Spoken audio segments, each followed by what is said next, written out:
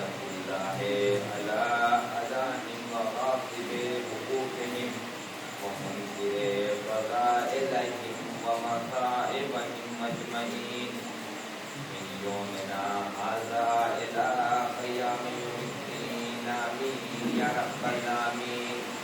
أما بعد فقد قال الله القرآن المجيد وقال قوله الحق. بسم الله الرحمن الرحيم.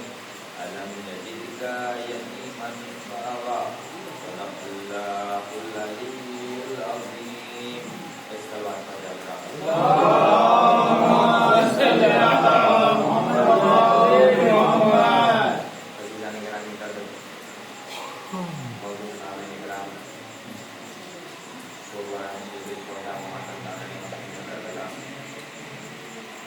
نشر مجالس کی ساتویں مجلس کو خطاب کرنے کا شرف حاصل ہوا ہے، اور جیسا کہ آپ اول دن سے خطاب فرما رہے ہیں، سماعت فرما رہے ہیں میری خطابت کو، اور آپ دیکھ رہے ہیں کہ ہر مجلس ایک دوسرے سے کنیکٹ ہے، سیکوینس کی طرح چل رہی ہے.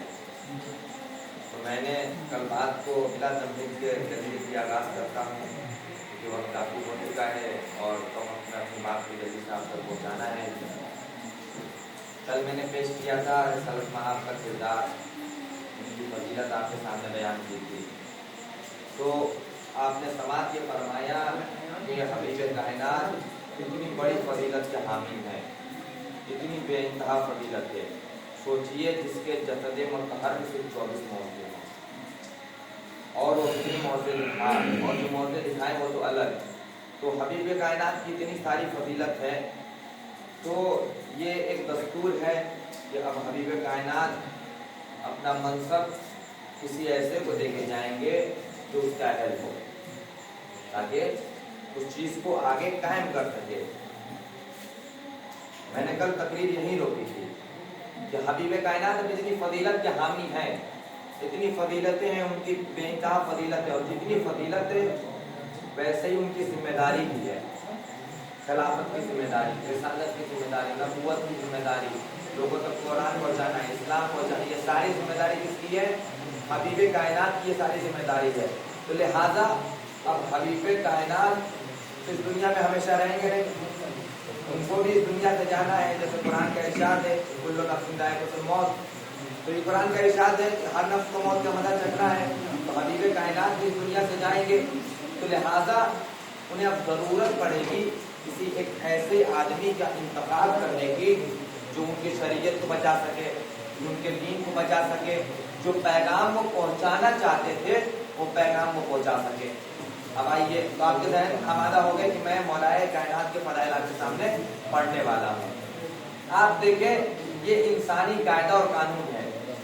آپ کے یہاں چناؤ ہوتا ہے، اب توجہ یہاں سے سنیے، یہاں سے مجلس سے آغاز کرنی ہے. آپ کے یہاں چناؤ ہوتا ہے، سانسدی کا چناؤ ہو، ودھایک کا چناؤ ہو، سی ایم کا چناؤ ہو یا پی ایم کا چناؤ ہو. آپ بہت ساری شرطیں دیکھتے ہیں، اس کے بعد ووٹ دیتے ہیں. کون کون سی شرطیں؟ کہا جس سانسد کو ہم چن رہے ہیں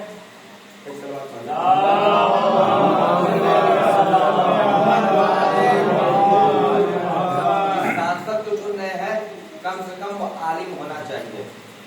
اگر وہ خود ایجوکیٹ نہیں رہے گا تو ہماری ایجوکیشن کی باتیں وہ کیسے کرے گا؟ اور کیا اس کے اندر پارٹی ہونی چاہیے کہ جو ہمارا سانسد ہے کم سے کم اتنا ہونا چاہیے کہ وہ ڈرپوک نہ ہو، بہادر ہو. اس لیے کہ حق بات ڈرپوک نہیں بول سکتا، صرف بہادر بول سکتا. حق بات بولنے والا ہونا چاہیے، ڈرپوک نہیں ہونا چاہیے، بہادر ہونا چاہیے. تو اور کیا فضیلت ہونی چاہیے؟ کا فضیلتیں تو بے شمار ہونی چاہیے، لیکن ان 3 فضیلتوں پہ روک دیجیے. کا پہلی کیا، آخری کیا؟ سخاوت ہونا چاہیے. اگر وہ سخی نہیں ہوگا تو جتنے بھی اس کے پاس مال آئے گا لوگوں کے لیے وہ خود رکھ لے گا. اگر میری بات اب تک پہنچ رہی ہو تو آپ یا تو سانسد چنیے یا جو بھی چنیے، سی ایم پی ایم. اگر آپ اپنے لیے رہنما چنیں گے تو آپ کی کوشش یہ ہوتی ہے کہ جو آپ رہنما چنے کم سے کم وہ عالم ہو، کم سے کم وہ بہادر ہو، شجاعت والا ہو، تاکہ حق بات بول سکے. اور کم سے کم سخاوت ہونا چاہیے. تمام امت مسلمان سے پوچھ لیجیے، سب یہی کہیں گے کہ یہ کوالٹی اگر کسی رہبر کے اندر ہے تو رہبر ہے، اگر نہیں ہے تو نہیں. مجھے کہہ لینے دیجیے، جب اتنی سی بات ایک امت مسلمان کو سمجھ میں آ رہی ہے تو کیا امت کے بنانے والے مالک کو نہیں؟ ان کو تو بھی بات سمجھ میں آ رہی ہوگی، تو وہ بھی تو کسی ایسے کو چھوڑ کے جائیں گے جو علم میں اعلیٰ ہو، جو سخاوت میں اعلیٰ ہو، جو بہادری میں اعلیٰ ہو. اگر ان تینوں چیزوں میں اگر دیکھنا ہے کہ حبیب کائنات کے بعد کون سب سے بلندی پہ ہے تو سوائے علی کے کوئی نہیں دکھے گا. چاہے شجاعت میں دیکھ لے، چاہے علم میں دیکھ لے، اور چاہے سخاوت میں دیکھ لے، علی سے بہتر کوئی نہیں ہے. اب میں پیش کروں آپ کے سامنے، پہلے یہ پیش کر لوں کہ جب حبیب کائنات کا دور گیا تو رسول اللہ کے زمانے میں 4 زینے ہوتے تھے.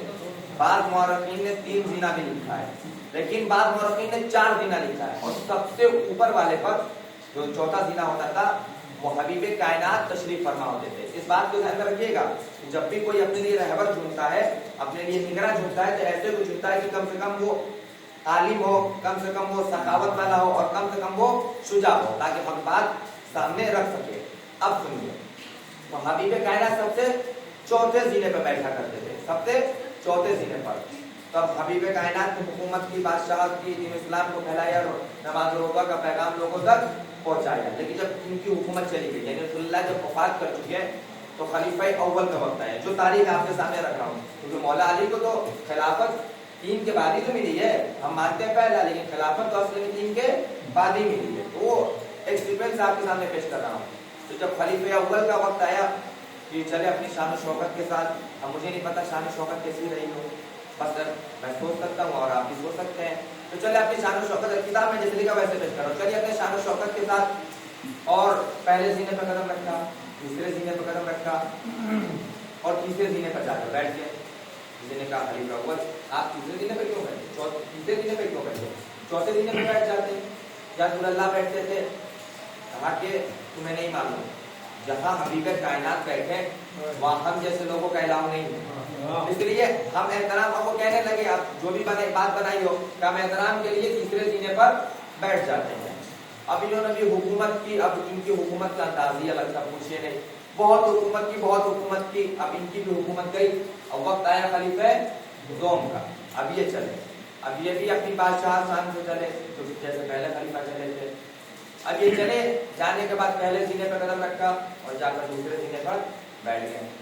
لوگوں نے پوچھا آپ تیسرے زینے پہ کیوں نہیں بیٹھے، چوتھے زینے پہ نہیں بیٹھے، احترام تھا، ٹھیک ہے جو وہ کہے آپ وہی کہہ دیں گے، لیکن تیسرے زینے پہ تو بیٹھ جاتے ہیں. تمہیں نہیں پتا وہ جو رسول اللہ چوتھے زینے پہ بیٹھے تھے ان کا احترام کر کر وہ جو تیسرے زینے پہ بیٹھے تھے نا، ہماری شریعت ان کی شریعت سے الگ ہے، ہم کچھ اور فرمانے والے ہیں. اب وہ اور کچھ فرمانے لگے اور اسلام کو اپنے اعتبار سے پیش کیا، اور جیسا حکومت چلا سکتے تھے ویسا چلایا انہوں نے. اب ان کی بھی حکومت کا دور گیا. بہت چوتھے سنیے گا، میں کیا آپ کے سامنے پیش کرنا چاہتا ہوں. اب ان کی بھی حکومت کا دور گیا. اب آیا خلیفہ ثالث کا دور، تیسرے خلیفہ کا دور آیا.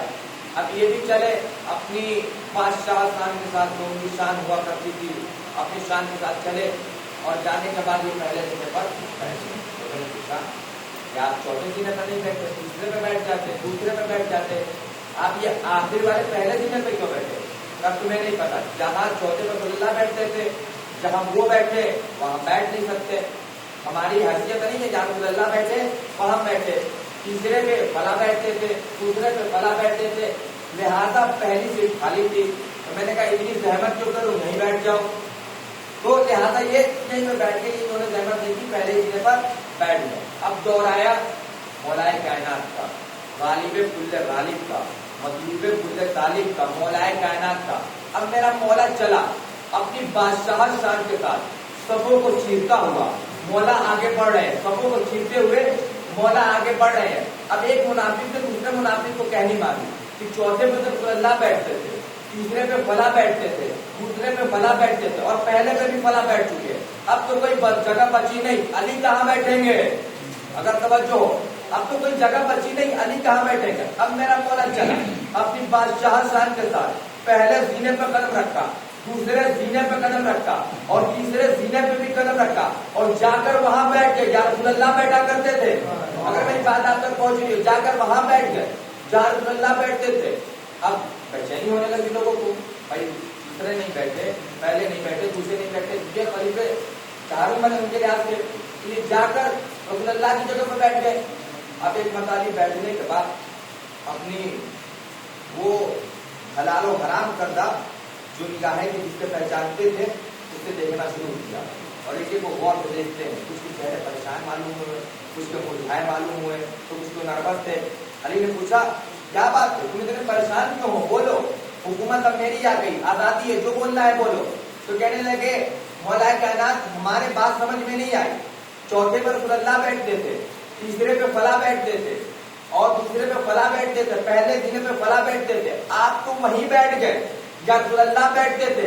अली ने कहा ऐ मुनाफिक सुन, ये लकड़ी का मिंबर, मैं वहां बैठ गया या रसूल अल्लाह बैठते थे, कुछ बर्दाश्त नहीं कर पाया, मैं तो वो अली जो दोषे रसूल पे सवार हो गया को दौड़ा करता।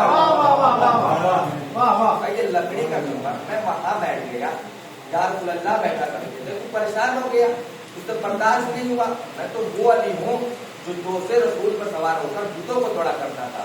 और जब हबीब कायनात ने पूछा जाली बुलंदी का आलम क्या है, मैं चाहूँ तो इसके तारे तोड़ लाऊं, मैं कहूँगा मौला तोड़ा क्यों नहीं, मैं तोड़ू तो जब घर पे बुला लेता हूँ, घर पे बात आप तक पहुंच रही हो। तो मैंने कहा इन तीनों अपराध की इस्लाम के नाम से चल रहा था लेकिन शरीयत अलग अलग थी, उन्होंने अपने अपने एतबार से इस्लाम को पेश किया। अब आपके खिदमत में पेश कर रहा हूँ कि जब हबीब कायनात का दौर गया तो हबीब कायनात ने नमाज भी पढ़ाई, रोजा भी लोगों को रखने का हुक्म दिया, हज का भी हुक्म दिया, ज़कात का भी हुक्म दिया, सबने अदा किया। खलीफे अव्वल का दौर आया, उन्होंने भी हुक्म दिया, मुझे नहीं पता नमाज कैसे पढ़ाई, जुमे को पढ़ाई कि बुध को पढ़ाई, मुझे नहीं पता कि सुबह की 2 रकत पढ़ाई कि 4 रकत पढ़ाई। अब खलीफे दोम का वक्त आया, मुझे नहीं पता उन्होंने भी जुमे की पढ़ाई की बुध को पढ़ाई, सुबह की 2 पढ़ाई की 4 पढ़ाई। अरे रोजा रखने का हुक्म कब दिया वो जाने।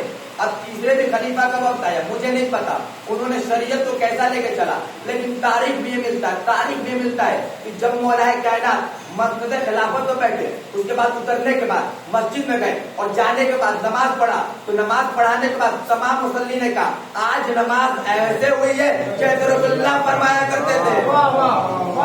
इसका मतलब ये था कि अभी तक रसूलुल्लाह जैसी नमाज किसी ने पढ़ाई नहीं थी। अभी तो कह रहे आज नमाज ऐसी हुई है जैसी रसूलुल्लाह पढ़ाया करते थे, तो जरा पहचाने।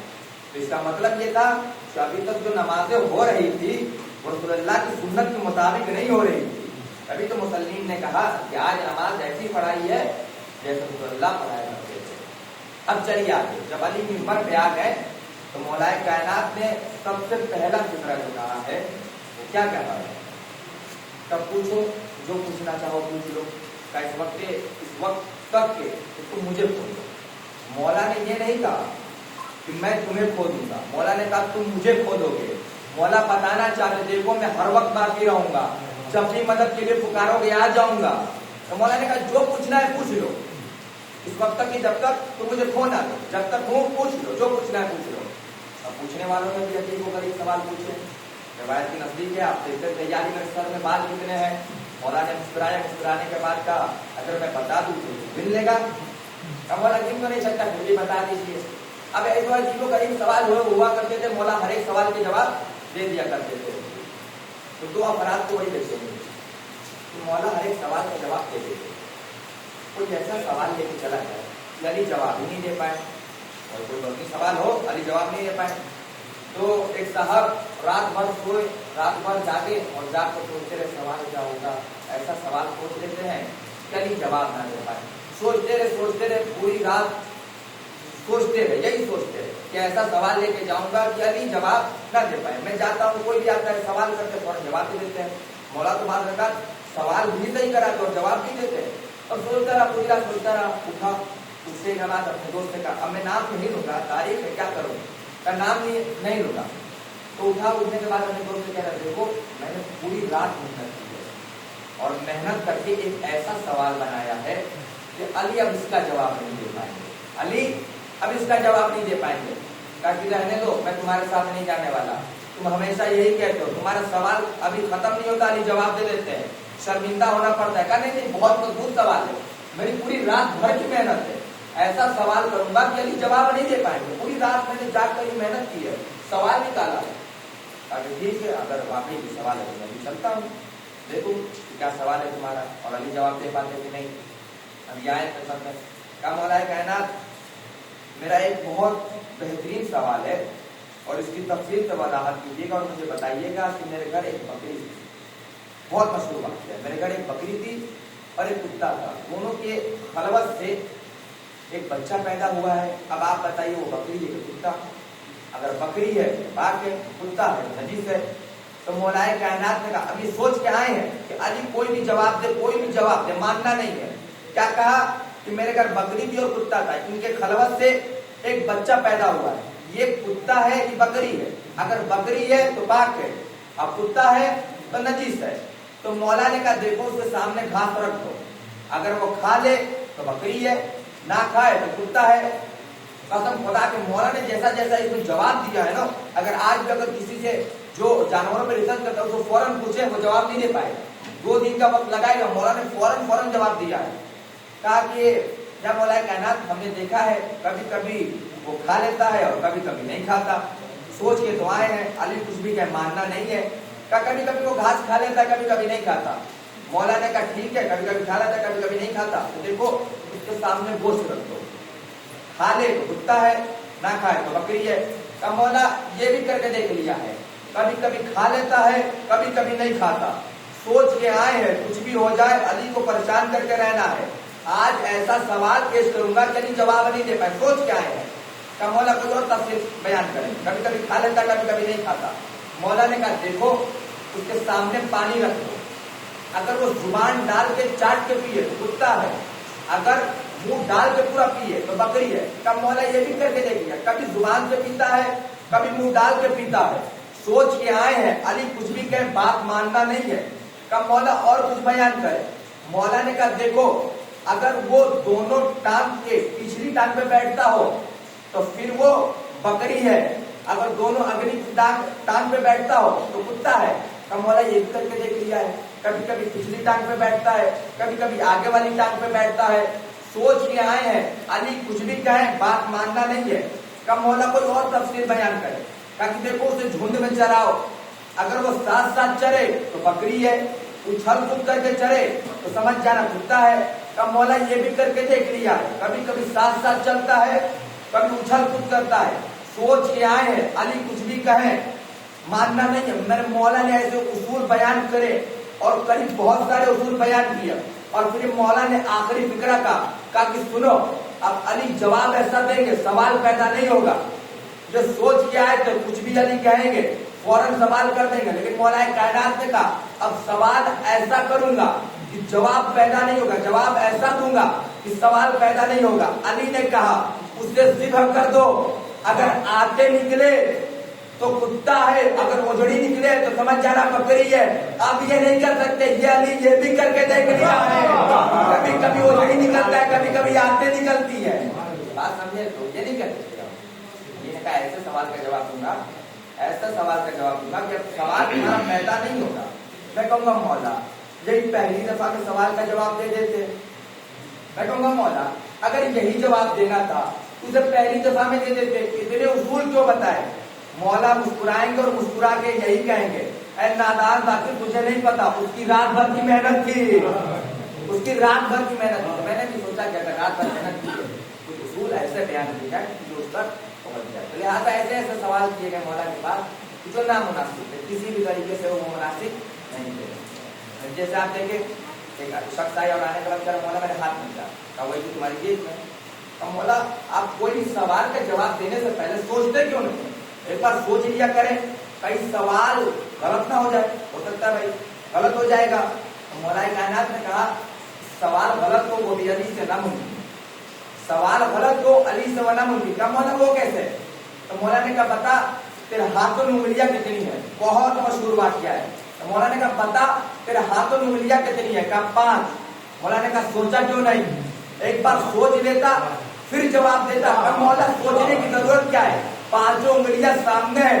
मौला ने कहा जैसे ही तेरे सामने 5 उंगली है, मुझ अली के सामने पूरी कायनात है।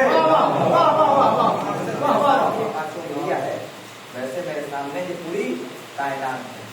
अब आइए आपको पेश करें कि अली का इल्म के मुकाबले में कोई मुकाबला नहीं, क्योंकि अली इल्म के मैदान में तनहा खड़े हैं, इनके मुकाबले में कोई नहीं है और इनसे अफजल भी कोई नहीं है।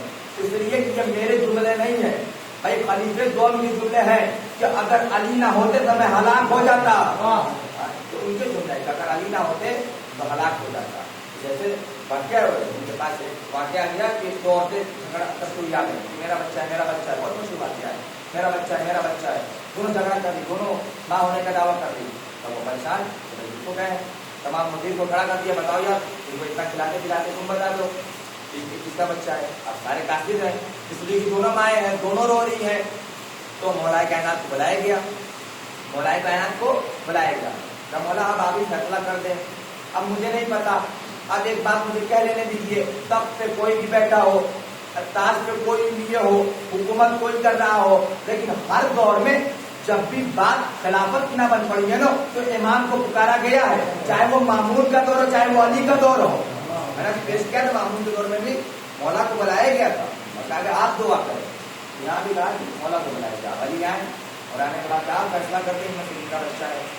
मौला कायनात दोनों रो रहे, दोनों कह रहे हमारे बच्चे, मौला कायनात का बच्चे को जिद कर दो, बच्चे को जिद कर दो। अब पूरे लोग हैरान, महफिल पहुंच गई, अली को फैसला करने के लिए बुलाया और अली कह रहे बच्चे को जिद कर दो, बच्चे को मार डालो। बादशाह तख्त पे जो बैठा था खलीफे दो, उसने कहा कि अली आपको फैसला करने के लिए बुलाया था, बच्चे को मारने के लिए नहीं। अली ने कहा जब बैठा है वहीं बैठ जा, या तो मैं चला जाता तो खुद फैसला कर ले। कहा नहीं, आप ही फैसला करें, आप ही बताएं, हमसे फैसला नहीं हो पा रहा, आप बताएं। कहा बच्चे को कत्ल कर दो। अब जब दोनों माँ ने सुना कि बच्चे को कत्ल करने की बात की है, तो एक माँ ने कहा कि देखो बच्चा मुझे नहीं चाहिए, उसी को बच्चा दे दो। अली ने कहा कि इसका बच्चा है। अब सारे लोग हैरत से देख रहे, वो कह रही बच्चा उसे दे दो, अली कह रहे नहीं उसे दे दो। तो हैरत से साहबा ने पूछा या अली बच्चा तुझे इनकार कर रही है? का इनकार करने से बच्चा इसका है, वो कैसे? का इसकी ममता ये बता रही है कि इस बच्चे को ये मरने नहीं देती, ये नहीं चाहती ये बच्चा मरे, इसलिए इसने कहा कि जाए मेरा बच्चा उसी के पास रहे, कम से कम जिंदा तो रहेगा। तो मौलाए कायनात ने ऐसे ऐसे इंसाफ किए, अली से अफसर किसी मैदान में भी कोई नहीं मिलेगा, चाहे वो आप दीन का मैदान देख ले, चाहे वो सिद्धार्थ का मैदान देख ले, चाहे वो सखावत का मैदान देख ले। अब मैं पेश करूँगा इंशाअल्लाह कल मदारिस की कमाल, और मुझे काफी बहुत ज़्यादा जरूरी है और मसाइल में मैं कमी नहीं कर सकता। मसाइल में हमें चलेगा, ज़्यादा नई मसाइल हो तो मुमकिन, लेकिन मसाइल में कोई कमी नहीं होनी चाहिए। इसलिए ये अय्याम ऐसे चल रहे हैं, जिन अय्याम में मसाइल कम हो जाते हैं, मसाइल ज़्यादा हो जाते हैं, क्रिया ज़्यादा होता है, मातम ज़्यादा होता है। बदारो मैं अवले दिन को कह रहा हूँ कि आप उंगली को जितने रह जाएंगे वो एग्जाम खत्म हो जाएंगे। अब मुझे ना दिया, आप उंगली को गिन लीजिए, अपने एग्जाम खत्म होने वाले हैं, बस आपको शिरकत होने वाले हैं। हर मंजिल में अब ऐसे शिरकत करें कि बस अब ये मंजिल गुजारी है, हमसे जारी है, गुजर हो रहा है, खत्म हो रहा है।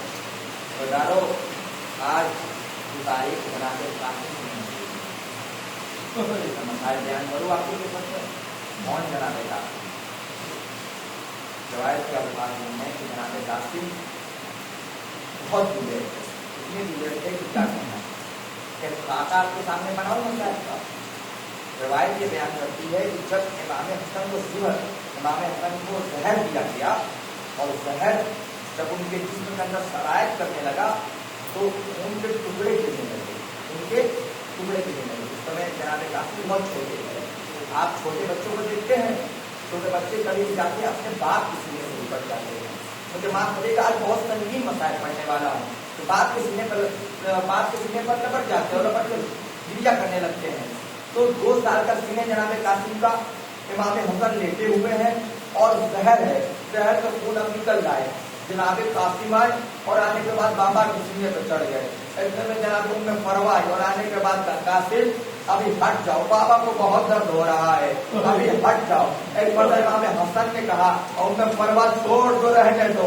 جب میرا بیٹا میرے سینے پہ سوتا ہے نا تو مجھے بہت سکون ملتا ہے. شاید میرے مولا کے زینب کربلا کا منظر ہو, ایک لاش پر ننھی سکینہ ارے لیٹی ہو اور زینب کبریٰ کہے اے سکینہ چلو, اور اس رات سے آواز آئے اے زینب میری بچی کو چھوڑ دو, تھوڑا دیر آرام کرنے دو. ہزاروں آوازیں گرجا بلند کر دیجیے, مولا ان آوازوں پہ رحمت نازل کرے.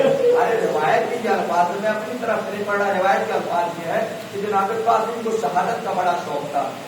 امام حسین ایک مرتبہ شہداء کے درمیان جاتا اور کہتے دیکھو تم بھی شہید ہونے والے ہو, تم بھی شہید ہونے والے ہو, تم بھی شہید ہونے والے ہو. ابھی نام جناب قاسم کا آنے والا تھا, لیکن تبھی جناب قاسم اپنی جگہ پہ کھڑے ہو گئے. چچا جان کیا اس فہرست میں میرا نام نہیں ہے؟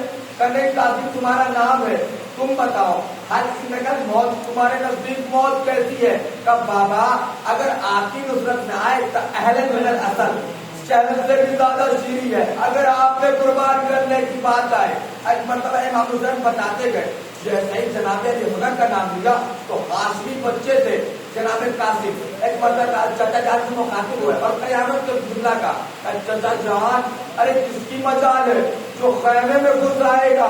ارے جناب اصغر کیسے شہید ہوں گے؟ کون اشیاء کے خیمے میں داخل ہو جائیں گے؟ ایک مرتبہ امام حسین نبی کے کربلا پہ گر گئے اور گرنے کے بعد کہا اے میرے قاسم ارے علی اصغر خیمے میں نہیں مارے جائیں گے, ارے میں انہیں لے کر میدان کربلا میں آؤں گا, کربلا کا تیر پھل کا تیر لگے گا.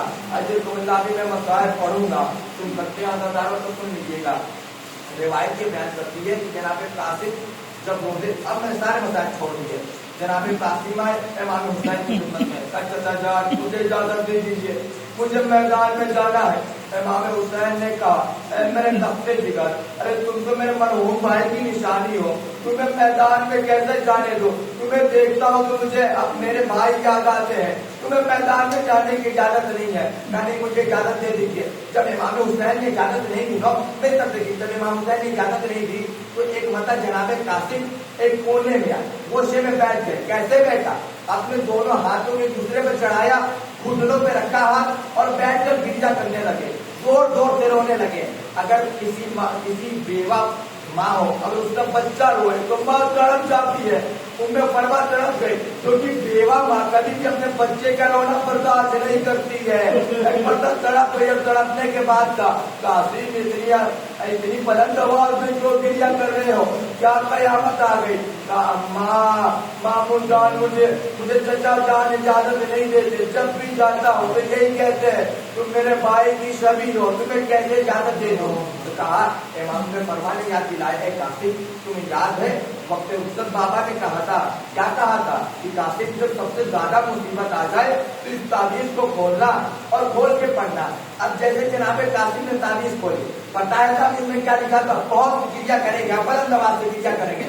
بتایا تھا اس میں کیا لکھا تھا؟ تعویذ میں لکھا تھا یا بنیا قاسم, اے میرے لگتے جگر قاسم, اذا وجدت امک الحسین, جب تم حسین کو پانا اس حالت میں غریبان مظلومان وحیدان بادشاہان, جب تم میرے حسین کو پانا, غریب پانا, مظلوم پانا اور انہیں اکیلا پانا تو اپنی جان قربان کر دینا.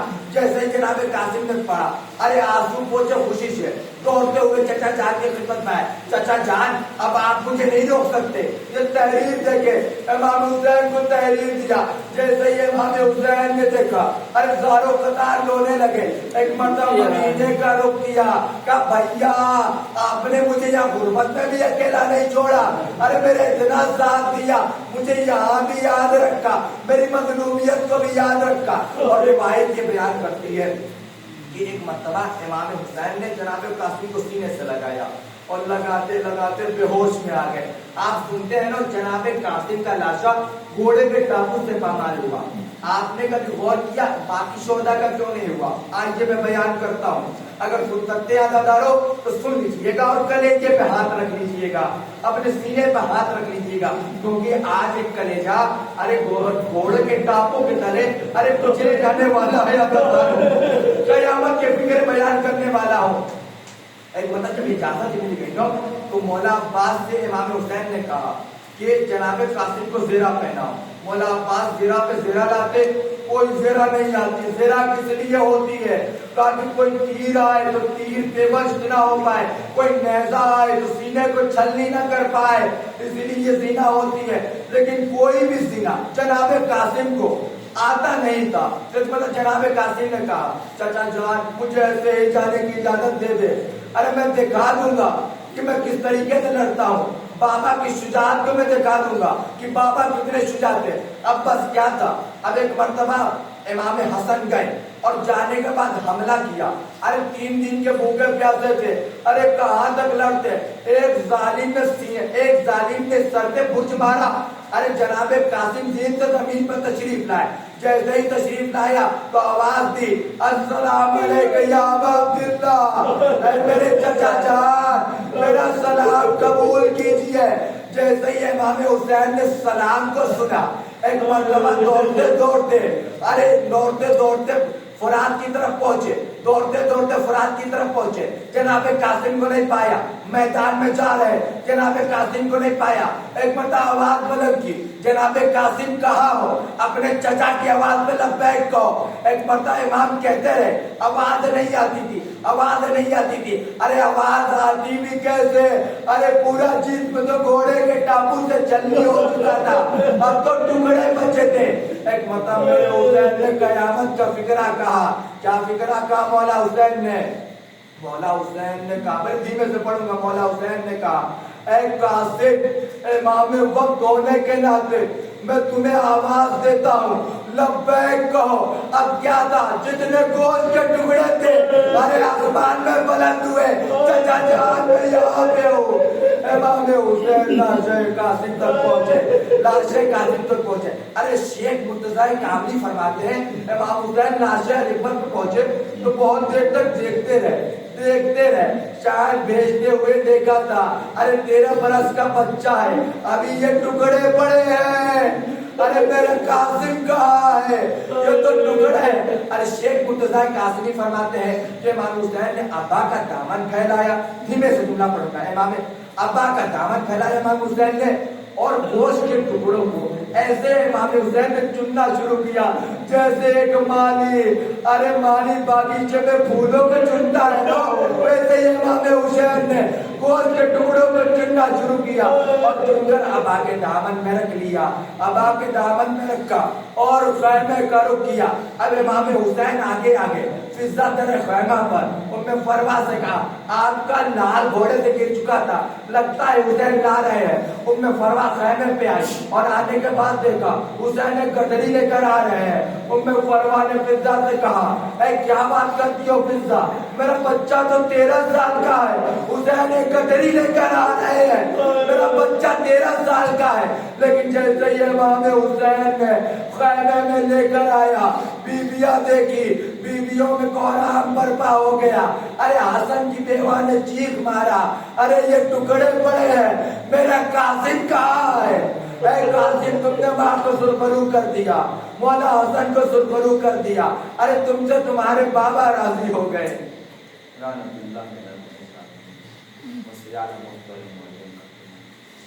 ماتم حسین